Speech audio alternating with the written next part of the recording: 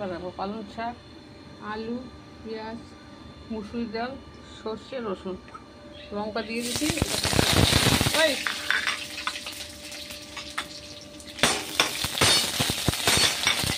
রসুন, লঙ্কা, সর্ষে ফোড়ন হয়ে গেছে।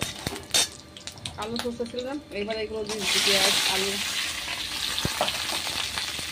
নুন হলুদ দিয়ে দিলাম দেখুন। তারপরে আমি দেখছি দেখাচ্ছি। এবারে আমি পালং শাকটাকে দিয়ে দিলাম। আমি একটু আলু সেদ্ধ করে রেখে দিই, বারবার গ্যাস করে সকাল হয়ে গেল গো, কোনো লাভ নেই। এই জন্য আলু সেদ্ধ রেখে একটু দিয়ে দিলাম। এবার জল দিয়ে দিচ্ছি, পালং দিয়ে আলু দিয়ে ডাল। জল দিয়ে দিলাম দেখুন। একটু ধনে করে লঙ্কার গুঁড়ো দেবো, ঢাকাটা এখন খুলে দিলাম। পরে একটু ঘি দিয়ে দেবো, দেখুন কেমন লাগছে। ডাল দিয়ে টমেটো দিয়ে সব দিয়ে পরে দেখা। এই দেখুন আমার ডাল এরকম হয়েছে। এতটা ঘি দিয়ে দিলাম। এবার একটুখানি আচার দিয়ে দিলাম। পালং শাক দিয়ে আলু দিয়ে ডাল হয়েছে, কেমন লাগে দেখুন। হয়ে গেছে।